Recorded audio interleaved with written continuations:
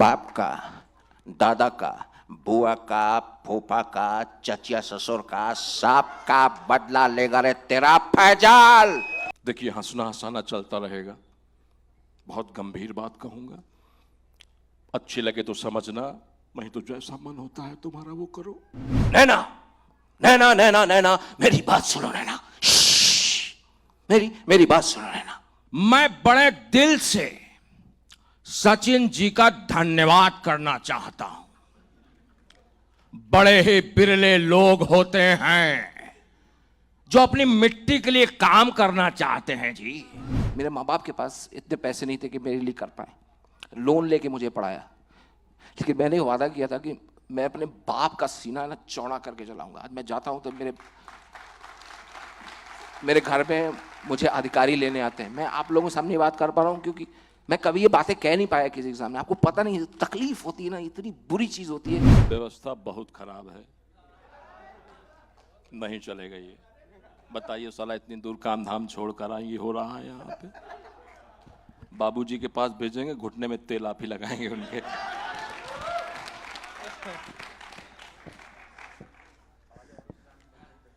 ठीक है, सब ऐसे ही चल रहा है हिसाब किताब। बुंदेलखंड का हूं तो फिर उन्होंने कहा ठीक है यार, अपने घर का लौंडा है यार। आप लोग इतनी देर टिके बैठे हो यार,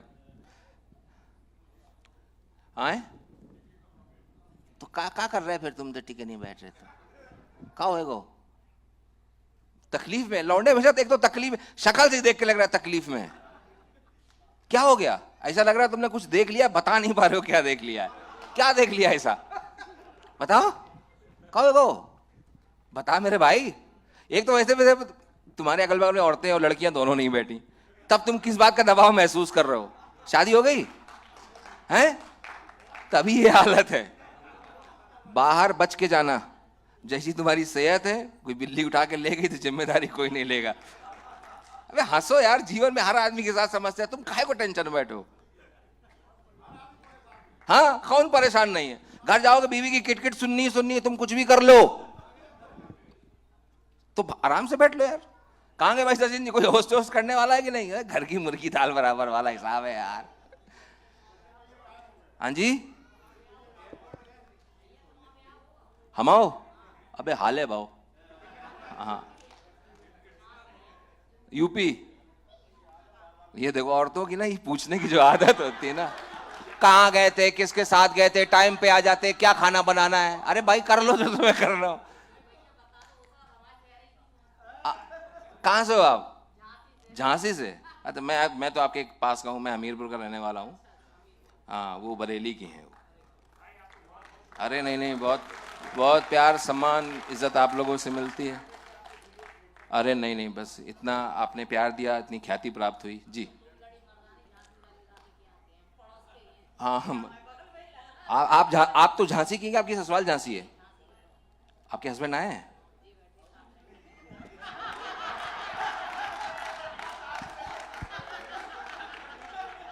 एक बार खड़े हुए जरा सर, एक बार खड़े तो होइए, एक बार वहां को देखिए। एक बार समझ लो, जीवन में कितनी समस्या हो, आराम से टाइम लो, वरना शादी के बाद व्यक्ति ऐसा हो जाता है। इतना ये खुशनुमा चेहरा देखो ना, अगल बगल ऐसे लग रहा है, अलग अगल बगल ना एकदम देखो रेग महल चलवाया गया, जुओं के लिए रोड बनवा दी एकदम। भाई साहब के बाल सफेद हो गए। आपकी उम्र इतनी होगी नहीं, कितनी है सर आपकी? कुछ नहीं है, और ये कहां पेट आपका भागा जा रहा है। खिलाते हैं? अरे पेट कम होना चाहिए। मैं आपके लिए सच में संवेदना प्रकट कर रहा हूं। क्या हाल होता होगा आपका। नहीं, लौंडों के साथ देखो, मैं आपको बताऊं, वैसे भी जिंदगी बहुत नरक होती है, मैं आपको बताऊं, लेकिन इतनी मानता होती है, मर्द कभी है ना अपने बारे में से बोलता नहीं है। हमारे बारे में साहब कोई इज्जत नहीं सोसाइटी में, 2 कौड़ी की इज्जत होती है मर्दों की, लेकिन हमने कभी अभिमान नहीं किया, जैसे जीवन जी रहे हैं, कभी नहीं कहा। और एग्जाम्पल देखना तो टीवी पर कोई कमर्शियल आते ना, लंबे बाल, head and shoulder, Pantene, Dove, dress में लॉरियल, सिर्फ और सिर्फ लड़कियां होती हैं, खूबसूरत ऐड लड़कियां। और मर्दों के लिए ऐड कैसे होते हैं? दाद, खाज, खुजली, बदहजमी, पाइल्स, लाइफ इंश्योरेंस के ऐड में देखा ना, दीदी पीछे आती है, वो पीछे एक चेकदार शर्ट पहने मर्द लगा होता है, वो आके कहती है बिना हमारे लिए कुछ किए ही चले गए। अरे भाई तू करा लेती, हम जिम्मेदारी लिए बैठे हैं। लौंडों की ऐसी हालत चल रही है सोसाइटी में, दिखाने के चक्कर में हर बच्चे को बोले बेटा इंजीनियरिंग कर लो, बेटा ये कर लो वो कर लो, इतना इंजीनियर बना रहे हैं आप लोग। मेरी बात से इसलिए रिलेवेंट रखेंगे, मैं भी इधर ही कहूँ। सोसाइटी वालों को दिखाने के लिए बेटा पढ़ना है बेटा, उसके बाद में ऐसी ऐसे बेटा पढ़ना है बेटा, कैसे बेटा पाल पोस के, तो इस आदमी के साथ बेटा मैं ही रह रही हूं। हर आदमी ने सुना है अपने जीवन में, और कोई होती तो छोड़ के चली जाती, तो चली जाना। उन्होंने इंजीनियरिंग कर लो, इंजीनियरिंग कर ली, उसके बाद में बीटेक के बाद में एमटेक करा रहे हैं, एमटेक के बाद में एमबीए करा रहे हैं, कि लड़के की लाइफ में जिंदगी में उस लेवल पे पहुंच जाए कि उसकी शादी हो जाए अच्छे घर में, ताकि हम सोसाइटी को बता पाए लौंडा क्या चाहता है कोई पूछ ही नहीं रहा है। शादी का जब नंबर आता है सर, जब लड़की वाले देखने आते हैं ना, लड़का उम्र की उस दहलीज पर पहुंच जाता है कि उसको लड़की भी अच्छी लगती है, लड़की की मम्मी भी। कौन करेगा न्याय इनके साथ? इतने यहां पे मर्द बैठे हैं, उन्होंने कहा भाई फला जगह यहां पर हो रहा है, अपने बुंदेली जमीन के लिए कुछ हो रहा है, आदमी उठा चलाया, हर आदमी नॉर्मल बैठा, एक भी लेडी ऐसी नहीं हो जो टिप टॉप होकर नहीं बैठी हो। इससे ज्यादा जमीनी लोग कहां पर होंगे? और मैं पहले क्लियर करके बता दूं मैम, मैं उन्हीं लेडीज के बारे में बात कर रहा हूं जो यहां पे नहीं है। जी मैंने सही किया, मैंने बाद में पकड़ लिया, क्या कह रहे थे तुम? चलिए आप अपना संवाद शुरू भाई करिए। तो भैया मजा आओ। और अबे तो जा। अरे थैंक यू मेरे भाई, thank you so much, thank you. और अबे देखो, तो जा। आप लोग इतनी देर बैठे हो गए, देखो मैं क्या होता है, हम लोग बुंदेली लोग हैं ना, हमको एक चीज नहीं पसंद, क्या? ज्ञान। हम खुद इतने ज्ञानी हैं, मैं आपकी दाद देता हूं, इतनी देर आप लोग बैठे हो, कसम बता रहा हूं। मैंने भाई साहब से बोल दिया था कि देखो ज्यादा मेरे से ज्ञान मत बुलवाना, यहां कोई ज्ञान लेना नहीं चाहता। चलिए तो फिर ज्ञान की बात है, क्या करें फिर? सीधी कॉमेडी कॉमेडी करें, पूछो आप जो आपको लग रहा हो बीच भाई। बीच में मिक्सिंग करके। तो भैया जा, अबे जो आपने कॉमेडी देखी जा, तो एक ज्यादा इंटरेस्टिंग लगता है, मुझे लगता है ना कि आपको ऐसा वो ना लगे बहुत। आप लोगों को अगर कुछ पूछना है तो आप लोग पूछ सकते हैं, क्योंकि सेशन में जबरदस्ती बढ़िया अच्छी अच्छी बातें की जाएं ऐसा करके मुझे नहीं लगता कि कोई उसको सुनना भी चाहता है। हर कोई व्यक्ति बुद्धिमान है, समझदार है, और बुंदेलखंड का आदमी, मैं मुंबई रहता हूँ, लड़कों को वो कहावत पता होगी, तो जब भी कहता है यार ये बहुत अजीब किस्म के हो तुम यार, क्योंकि मैं हमारे अंदर जो ठेठपना, अपने डेस्टिनी को लेके जो चाहत, जो जो जुनून होता है अपने को पाने के लिए, बुंदेलखंडी आदमी को जब भी मौका मिला वो कभी पीछे नहीं हटा होगा। तो अपने एक कहावत है ना कि 100 बुंदेलखंडी बराबर 100 दंडी एक बुंदेलखंडी।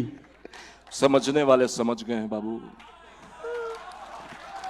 तो ये होता है अपनी डेस्टिनी के लिए लड़ना।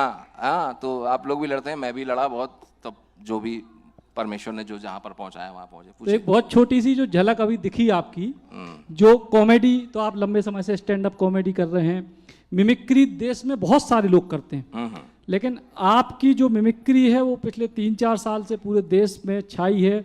और जो आपने इम्प्रोवाइजेशन किया, खास तौर से नवाजुद्दीन सिद्दीकी का या पंकज त्रिपाठी का, या लगभग आप, आज हमारी चर्चा हो रही थी कि जो है ओशो, आचार्य रजनीश की भी बहुत कमाल की मिमिक्री, और पूरी दुनिया में आज की तारीख में आचार्य रजनीश की मिमिक्री के लिए आप जो है लोग आपसे डिमांड कर रहे हैं। तो मिमिक्री का इस लेवल पे कितने लंबी जो प्रक्रिया है या उसकी एक तरीके से साधना है?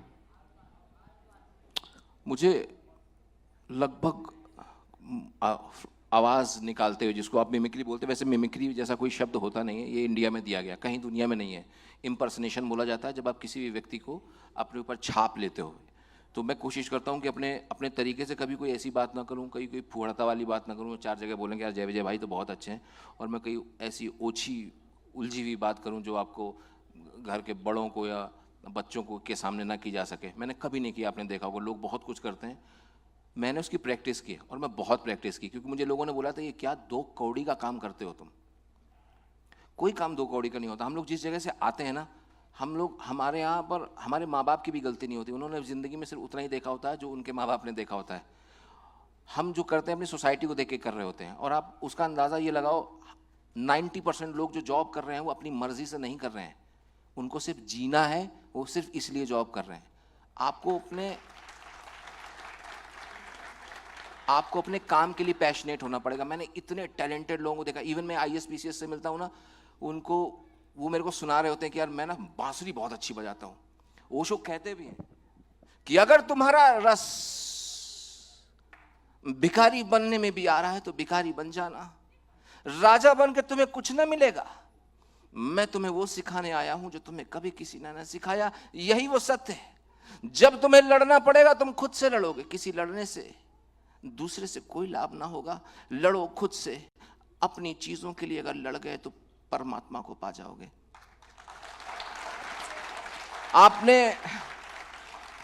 आपने देखा होगा, बैंक जाओ, घर वाले बोलते हैं बेटा पीओ कर दो, पीओ का एग्जाम दे दो, उसके बाद में 2-3 साल बाद आप मैनेजर बन जाएंगे, अब ये बन जाएंगे। आप कभी जाना के देखना, बाबूजी हमेशा टेंशन में रहते हैं। कहाँ है बाबूजी? खाना खाने गए। लौट के आप मतलब SBI बैंक का बंदा अंदर जाओ तो आपको लगता है आप अपना पैसा निकालने जाए, आपको लगता है लोन लेने गए हैं आप खुद। फुल डे हॉलीडे है, बैंक जाओ। क्योंकि वो अपने काम को पसंद नहीं करते, वो सिर्फ काम कर रहे हैं।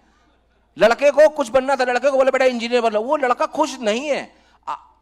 आप वो चाहते हो कि बस वो जिंदा रहे, वो करना। मेरे माँ बाप ने भी कहा था, लेकिन मैं एक चीज समझता था, मैं ये कभी नहीं कहता कि आप पढ़ाई लिखाई नहीं करो। पढ़ाई लिखाई करना बहुत जरूरी है, ये जिंदगी में आपको उतना देगा। मेरे माँ बाप, मेरे परिवार वाले, रिश्तेदार, छोटे बच्चे, जो भी मेरे जितने भी दोस्त थे, सब बोलते थे ये साला कुछ नहीं कर पाएगा। मैं डबल मास्टर्स किया। मेरे को बोला कि कभी तू रेडियो में नहीं जा पाया, मैं रेडियो में गया। मैं न्यूज एंकर था, मैं वहां तक पहुंचा। वो बोले, मैंने लगातार ऑडिशंस दिए, हर बार रिजेक्ट हुआ, लगातार ऑडिशंस दिए।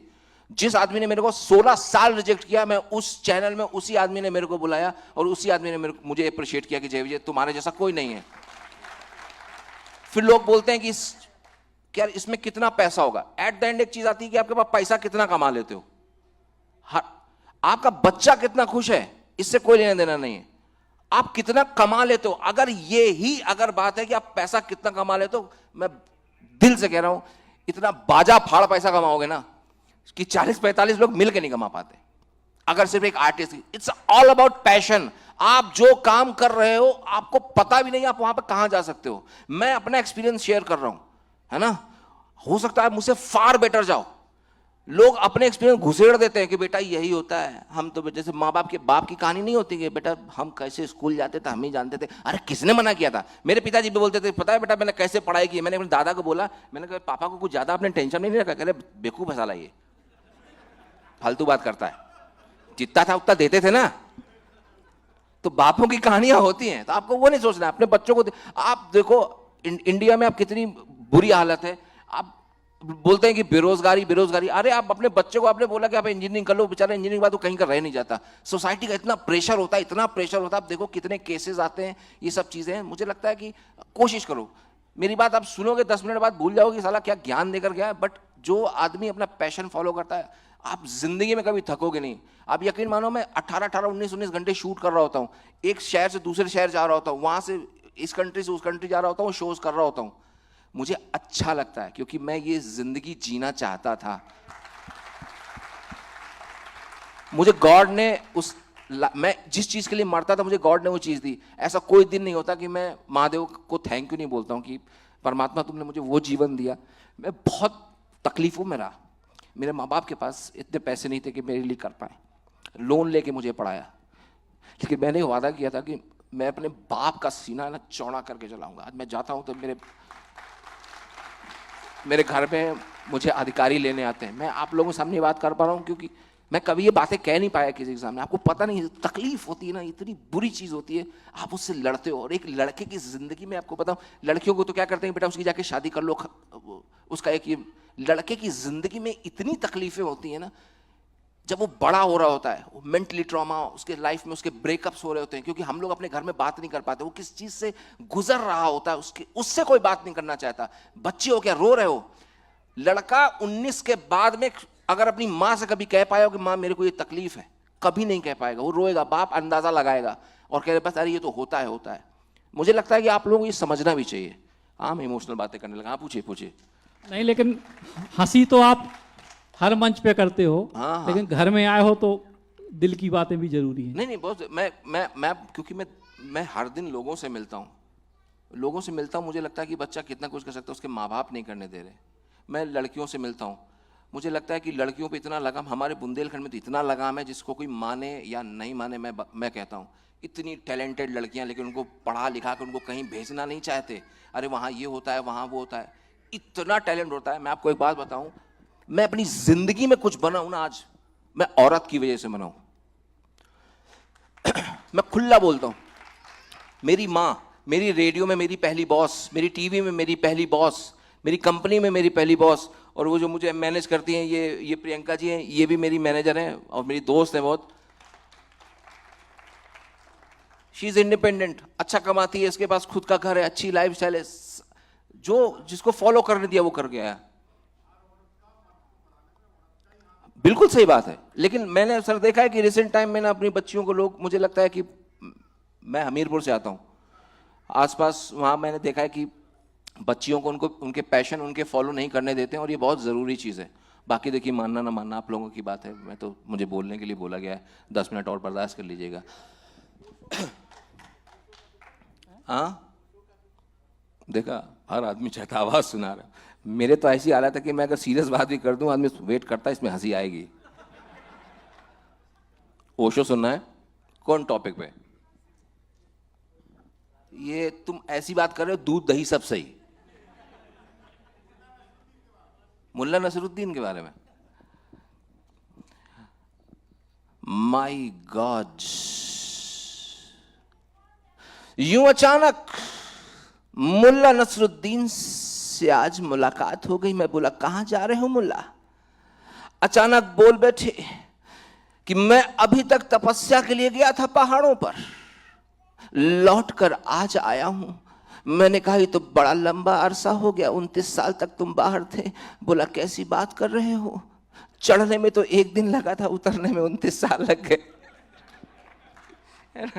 तो ओशो इज लव। ओशो मतलब हर आदमी को ओशो सुनना चाहिए जी।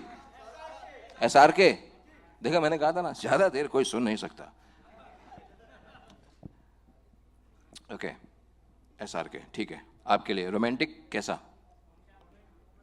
कितना देखिए, क्या मर्दों में क्या क्या चीज होती है ना, बोला है कुछ भी, लड़कियों को वैरायटी चाहिए, है ना। ओके शाहरुख साहब का एक कल होना हो देखिए आप लोगों ने, उसमें उनका एक बड़ा फेमस सा डायलॉग है कि वो बोलते हैं नैना नैना नैना नैना मेरी बात सुनो नैना, मेरी बात सुनो नैना। और इसमें लिखा है मैं आंखें बंद करता हूं तो तुम्हें देखता हूं, मैं आंखें खोलता हूं तो तुम्हें देखना चाहता हूं, तुम पास नहीं होती तो तुम्हें चारों तरफ महसूस करता हूं, हर घड़ी हर पल मेरे नैना बस मेरी नैना को ढूंढते हैं। इसे प्यार कहूं पागलपन या मेरे दिल की धड़कन मैं नहीं जानता, लेकिन इतना जरूर जानता हूं कि दुनिया के किसी एक हिस्से में एक ऐसा इंसान है जो तुमसे सच्चे दिल से मोहब्बत करता है।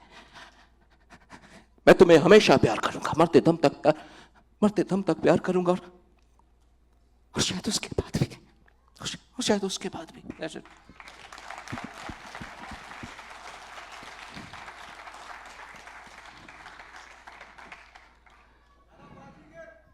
बाजीगर बाबू पेमेंट नहीं लिया है हमने। अब मैनेजर हमारी सामने बैठी है, कल भैया जुर्माना ठुकवाओगे क्या? नहीं जुर्मा भैया, एक एक्टर का एक है ना, बस अजय देवगन आराम, एक हमें तो अपनों ने लूटा,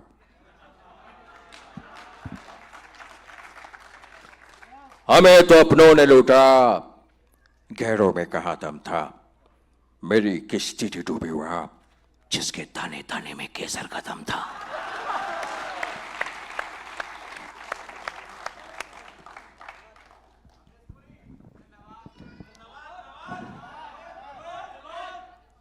मैं 15 मिनट तक अपनी सांस रोक सकता।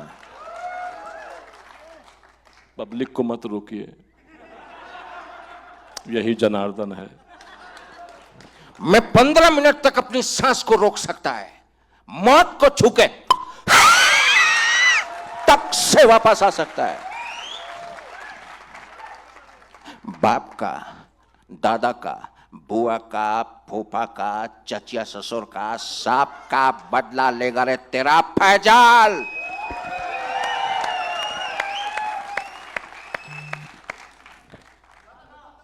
हाँ, अच्छा है। अच्छा है। कैसे बताऊं तुम मेरे लिए क्या हो? हाँ, कैसे बताऊं तुम मेरे लिए क्या हो? तुम गीत हो, संगीत हो, मनप्रीत हो, हरप्रीत हो, गुरप्रीत हो। अरे कैसे बताऊं तुम मेरे लिए क्या हो? मेरे लिए हंसना भी तुम, रोना भी तुम, जिंदगी का साज हो, अल्फाज हो। कहती थी क्या है मोहब्बत? देख मेरी आंखों में, क्या है मोहब्बत? मोहब्बत है मिर्ची, नींबू, लहसुन, धनिया, पुदीना, अदरक का ज्वाइन। न खाता हूं, न पीता हूं, न सोता हूं, न जागता हूं, सिर्फ एक गाना गाता हूं, तुझे देखा तो ही जाना सनम। अरे क्या खाक जाना, ऊपर वाले ने बनाई दुनिया, नीचे लगे भागने। अरे काय को एक मौका मिला करने का। अरे क्या क्या क्या करना क्या है मुझे? कंट्रोल उदय, कंट्रोल।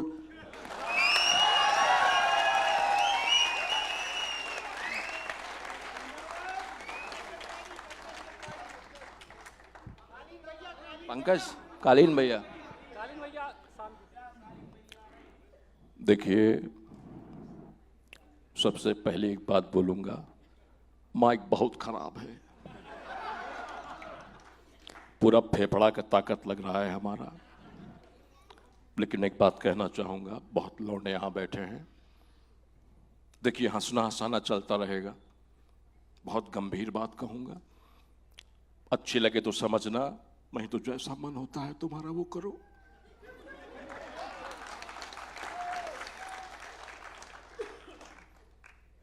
सड़क में चल रहे हैं, मोटरसाइकिल में रावण बना के घूमते हैं लौंडे, सर पे हेलमेट नहीं लगा रहा आदमी। कितनी रोड दुर्घटनाएं हो रही हैं, लोग मर रहे हैं, क्यों? हेलमेट नहीं लगाया। आपको कुछ हो जाता है, पूरा जीवन माँ बाप जीवन में सिर्फ जिंदा लाश बन के रह जाते हैं। एक ही काम करना था, उठाना था, सर पे हेलमेट लगाना था, नहीं लगाया। बिखरे हुए बाल बिगड़ सकते हैं बाबू, बिखरे हुए जीवन नहीं बदल सकता।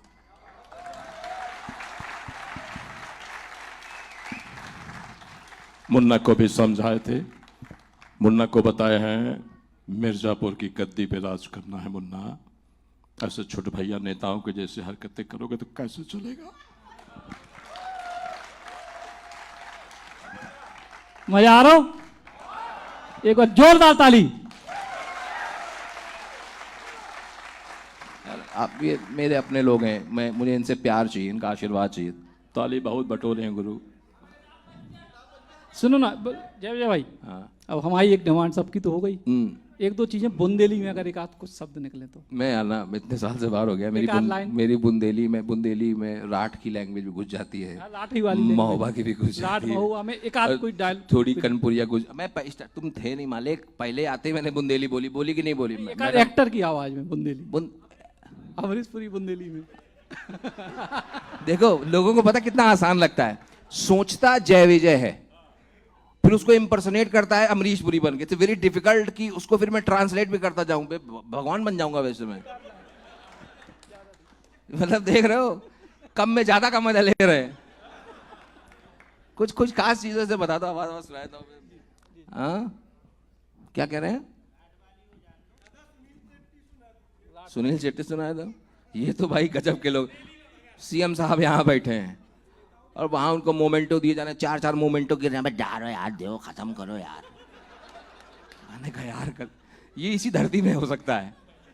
कोई बैठे हो, एक आदमी अपना बढ़िया, उसने 2 कम से कम रजनीगंधा तो देख के लग रहा था बिमल वाला होगा, दोनों एक साइड समेटे था। वो कह रहा हो जाए, खत्म करो यार, जल्दी जल्दी निकाल दो।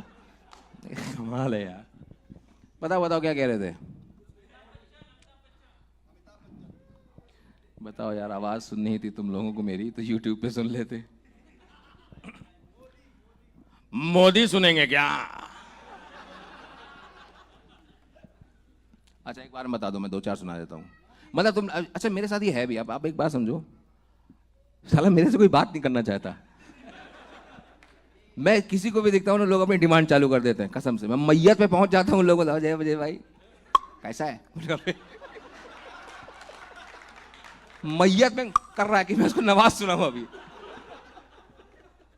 मैं अभी अपना पासपोर्ट रिन्यूअल कराने के लिए गया था, कह रहा और नवाज भाई हो गया, देखा आपका 2 दिन में पासपोर्ट आ जाएगा, एक बार हो जाए। भाई आदमी किस मूड में बैठा है, क्या मतलब हम लोगों के साथ में है। बता दो 2-4 सुना दो, मैं आपको सुना देता हूँ बढ़िया जी। बच्चन साहब हो जाएंगे, और बताइए।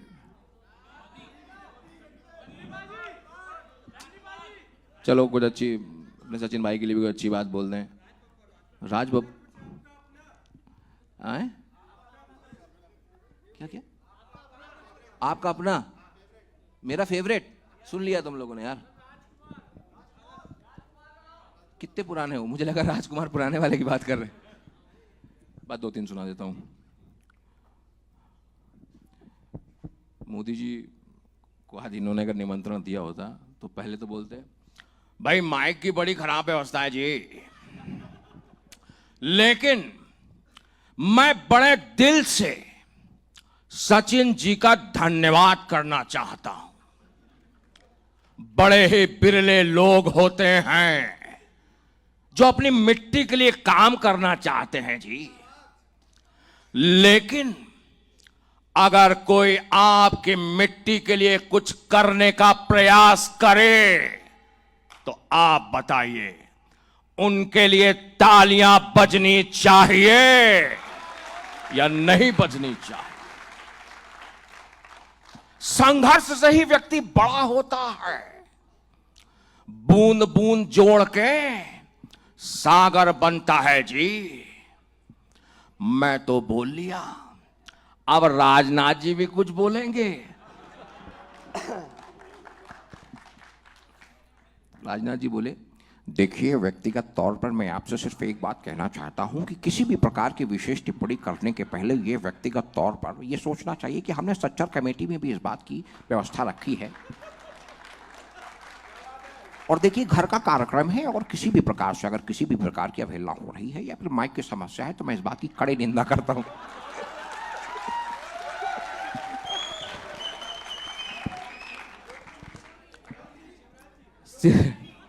भाई सुन, योगी कौन बोला? मेरा घर यूपी में और मेरा घर मेरे बाप के नाम पे, मुझे बुलडोजर नहीं चलवाना। नहीं वो पॉलिटिकल हो जाएगा, फिर तुम लोग बोलेगे देखो। बस 1-2 और सुन लो यार, मैं बेथक गया यार। तेरी ख्वाहिशों को देख के लग रहा है कि तेरी ख्वाहिशें पूरी नहीं हो रही। अरे कब तक ऐसे बैठा रहेगा? तू यहां बैठा है और वहां पर तेरी बाबू चम्मच थाली कटोरी भगौना कर रही है। मैं तो कब से कह रहा हूं, अगर तुझे अपनी सिमरन को चाहिए तो ये बाल खोल के मत जाना भाई, वरना सिमरन तो तू भी लगेगा। और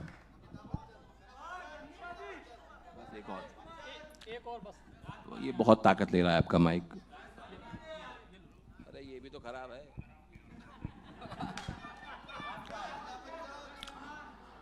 सलमान कौन बोला? कमाल है यार। सबसे पहले मैं सचिन भाई का शुक्रिया अदा करना चाहता हूं। I like it.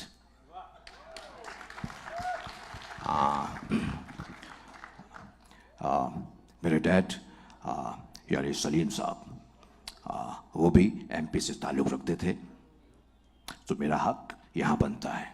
और मैं तो जब भी आप लोगों को देखता हूं तो एक ही बात कहता हूं, एक बार जो मैंने कमिटमेंट कर दी तो उसके बाद तो मैं अपने बाप की भी नहीं सुनता। एक और हो जाती है बच्चन साहब की। देखिए भाई साहब, हमारी बात सुनिए। देखिए, हंसना हंसाना लगा रहा है, आपने हमारी बात सुनी, हमने आपकी बात समझी, लेकिन एक बात समझना बड़ा आवश्यक है। आपको अंदाजा नहीं, लोग हमसे कहते हैं कि बच्चन साहब इस उम्र में आप कार्य क्यों कर रहे हैं। मैं आपसे कैसे बताऊं कि उम्र के इस पड़ाव में जब किसी व्यक्ति की औलाद कार्य ना करे तो बाप को साबुन, तेल, मंजन, अगरबत्ती, बिनानी, सीमेंट, गरम मसाले क्या कुछ नहीं बेचना पड़ता।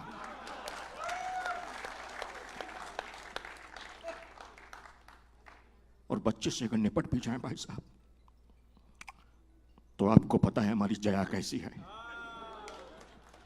छोटी छोटी बात पे उखड़ जाती है, ततैया के जैसे फन फन फन फन फन फन फन फन फन फन करके घूमती रहती है। तो भाई साहब हम ये कहते हैं, देखिए दिमाग में जब भी जोर मत डालिएगा, परेशान होने की आवश्यकता नहीं है। जब भी दिमाग आपका भाई साहब थोड़ा बहुत ऐसा होता है, आए सर पे लगाइए ठंडा ठंडा कुल कुल, सब कुछ सही हो जाएगा भाई साहब। हाँ अच्छा, दो आवाजें और सुना देता हूँ, एक डैनी साहब की और एक मालिक। 7 दिन से लगातार ट्रैवल कर रहा हूँ, मेरा गला नहीं था। मैंने भाई साहब को 3 साल से वादा कर रहा हूँ, आ नहीं पाया था। मैं परसों ही दुबई से लौटा था, मैंने आते ही सबसे पहले एयरपोर्ट से इनको कॉल किया, भैया मालिक टिकट करा दो, मैं कल आ जाता हूँ। वरना आदमी को लगे ज़्यादा घमंडी हो गया साला, है ना। तो डैनी न्यूली जो न्यू कमर्स है उनको तो आइडिया भी नहीं होगा। डैनी जानता है कोई? हैं ये तो कोई हाथ नहीं उठाई, जैसे ये बड़े जवान बैठे हैं, मतलब कौन सा बुढ़ापा आ गया भाई? तुम लोग डैनी नहीं जानते हो? कमाल की बात है यार। आप जान रहे हैं ना, आपके तो खैर उम्र से अंदाजा लग रहा है। जबान को लगाम दे, ऊंची आवाज में बात करने वाले की जबान काट देता है चीता सिंह। याद रखना, सातों को साथ मारेगा। मेरे सामने निकलने की कोशिश की, चीता सिंह के सामने कोई जबान नहीं खोलता, जो जबान खोलेगा उसको इसी मगरमच्छ के सामने डाल देगा। याद रखना, काट क्या नाम है। बस करो दोस्त, आई एम डन। बस यार, और कुछ किसी को कुछ पूछना पाछना हो तो अब भैया किसी को कुछ सवाल, सब उनको आप सवाल आप पूछेंगे उनको दे दीजिए, पूछना हो। बस सिर्फ 3 सवाल।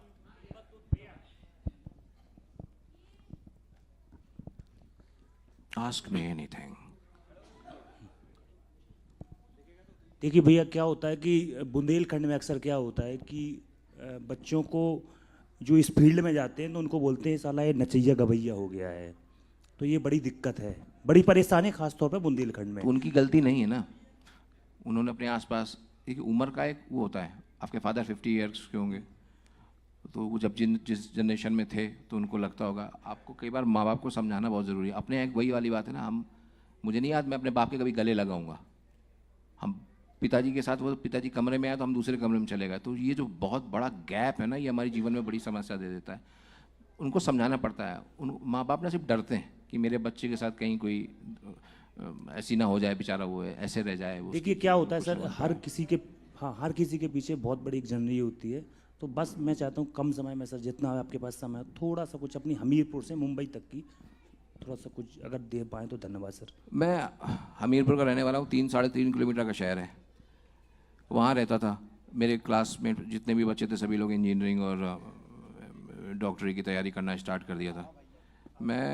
जब मैं अपना दूसरा मास्टर्स करने पहुंचा था तो मेरे सभी दोस्त जॉब कर रहे थे। मैं हमेशा एक बात मानता हूं कि आपकी डेस्टिनी आप डिसाइड करोगे, आपकी मेहनत डिसाइड करेगी। दुनिया में कोई ताकत वो डिसाइड नहीं कर सकती। आपको अगर है, आप डिटरमाइंड हो अपनी चीज़ को पाने के लिए, छोड़ दोगे। मैं हमेशा एक बात बोलता हूँ, कोई इस बात को काट नहीं सकता। जीवन में व्यक्ति तभी सफल नहीं होता जब वो अपनी लाइफ का गोल बदल देता है। तो कहीं आप अपना गोल बदलते तो नहीं रहते हो, बस बहुत सिंपल सी बात। बहुत बढ़िया। अगला सवाल आप पूछिए। सर जैसे आपकी एंट्री हुई उसमें तुरंत मैंने आपको बोला कि I am your big admirer, वो मैं शुरू में बोला। और सर जब आप SRK से मिले थे फर्स्ट टाइम, जब आपने बोला कि आपने उनकी लाइफ जी है, तो उस टाइम आपको देखते हुए मुझे ऐसा भी फील हो रहा था जैसे कि मैं भी उनसे मिल रहा हूँ। इस तरीके का मैं आपसे कनेक्ट करता हूँ और आपको बहुत टाइम से फॉलो भी कर रहा हूँ। Thank you. और जो आपने बोली कि महिला का कितना बड़ा योगदान होता है हमारी ज़िंदगी में, और मैं सर अभी SRLM में काम कर रहा हूँ यहाँ पर, जो वुमेन के साथ हम काम कर रहे हैं ऐसे चीज़ माइक्रो क्रेडिट पे लेकर, और उसी की ट्रेनिंग के लिए मैं भोपाल आया था। और आप जैसी पर्सनैलिटी सर हम सब के लिए इंस्पिरेशन है। आपके जो कोट्स हैं वो इंस्पिरेशनल है हमारे लिए, जो कि हम करते हैं। और सर जैसे आपने बताया कि हमीरपुर से लेकर मुंबई तक की आपकी जर्नी रही है, इस बीच जो चैलेंजेस आते हैं बीइंग ए मेल और रेस्पॉन्सिबल फैमिली पर्सन, तो आप उस चैलेंजेस को किस तरीके से ओवरकम करते हैं, या बर्नआउट आप किस तरीके से करते हैं? लड़के अंदर रखते हैं, एक बात होती है ना, हम रोते हैं लेकिन किसी को दिखाते नहीं है। बहुत तकलीफ होती है कि हम काम कैसे करेंगे, हमको मिल नहीं रहा, आप जॉब कर चुके हैं उसके बाद फिर आपको जॉब नहीं मिलती, तो आप कोशिश करते थे। एक ही चीज़ होती है कि आप कोशिश करते रहो, आप कोशिश छोड़ दोगे ना तभी प्रॉब्लम है। बहुत तकलीफ होती है यार, मैंने बहुत साल सा भूखे रहा हूँ, ये सब चीज़ें हैं, बहुत बहुत होता है, लेकिन मुझे लगता है कि सैडेस्ट पार्ट बताकर किसी को तकलीफ भी नहीं देना चाहिए। आप अगर कोशिश कर रहे हो, पीछे मत हटो, दुनिया की कोई भी ताकत आ जाए, एक मोमेंट आता है सिर्फ आप अपने साथ खड़े होते हो, और दूसरी सिर्फ आपकी माँ, बाप भी आपके साथ कभी नहीं खड़ा होता है, कभी भी नहीं खड़ा होगा। उसको चाहिए कि मैं सोसाइटी में जाके बताऊं, सिर्फ एक माँ होती है जो एट द एंड आपके साथ खड़ी होगी, बाकी कोई नहीं। मेरे सासाथ भी यही था, मेरे पापा को लगता था ये साला तो मेरे पैसे बर्बाद कर दिए, ये उसने ये कर दिया वो कर दिया। आज मैं अपने पापा को जब उनकी ख्वाहिशें को पूरा करता हूँ, उनके लिए करता हूँ, उनके लिए जो भी बड़े से बड़ा कर पाता हूँ, तो मैं हर बार ये बोलता हूँ अपने पापा को कि हाँ, कहते थे ना जब पैसे कमाना तब देखेंगे कितना खर्च करते हो। तो उस चीज़ का मज़ा भी लेना बाकी रहता है ना, वो बाप की आंखों में खुशी देखने के लिए मेहनत तो करनी पड़ती है। बहुत बढ़िया। तो कहते हैं ना कि ज़िंदगी हालात से जमकर लड़ेगी, सीढ़ियाँ तब कामयाबी की चढ़ेगी, बाहाँ अपनी खोल देगा जब समंदर, बेकली ओढ़े नदी उसमें जुड़ेगी। और जय विजय भाई कि दायरा परवास का तय तो नहीं है, आसमां के छोर तक हिम्मत उड़ेगी। अगला सवाल। वाह वाह वाह। सर ने आपने पहले शॉर्ट वीडियो डाले यूट्यूब पे, काफ़ी मैं देखता था, उसमें आपने जिसकी भी मिमिक्री की हुई है उसका उस जैसा चेहरा बना लेते थे, तो क्या वो मेकअप था या कोई सॉफ्टवेयर के द्वारा बनाते थे? मुझको स्नैपचैट ने वो गिफ्ट किया था, पहले वो सबके पास था वो, फिर मुझको स्नैपचैट में एक इवेंट में गया था, तो मैंने स्नैपचैट को बोला था कि भाई यार ये अब फिल्टर नहीं आता, तो स्नैपचैट ने मुझे तब गिफ्ट दिया था 2018 या 19 में। अभी तक है मेरे पास में, तो अब मैं हालांकि बिजी रहता हूँ तो बना नहीं पाता हूँ। Thank you. समझ गए? स्नैपचैट हो गया बस। मेरे ख्याल से पूछो। ऐसे तो बहुत होता रहेगा। कितने क्वेश्चंस और ले सकते हैं? भाई देखो, मैं तो बोलता हूँ कि मैं बात कर, मेरे कोई दिक्कत नहीं है, बाकी नहीं सर, बाकी तो आपसे बात भी नहीं करेंगे। अब वो ना वो ने मैं इसलिए जल्दी कह रहा हूँ ना कि मुकेश जी थे ना वहाँ बैठे हुए थे ना, अच्छा हुआ मुकेश जी यहाँ नहीं बैठे थे मेरे साथ अभी इस वक्त, वरना बोलते अबे जल्दी कर, कच में पनवेल निकलना है ना। बोलो बोलो। भैया मुझे क्या क्वेश्चन नहीं करना था, हाँ। मुझे ये बोलना था कि आप इमोशनली मत हुआ करो, क्योंकि आपकी छवि है एक नहीं। एंटरटेनमेंट करने आप वाली।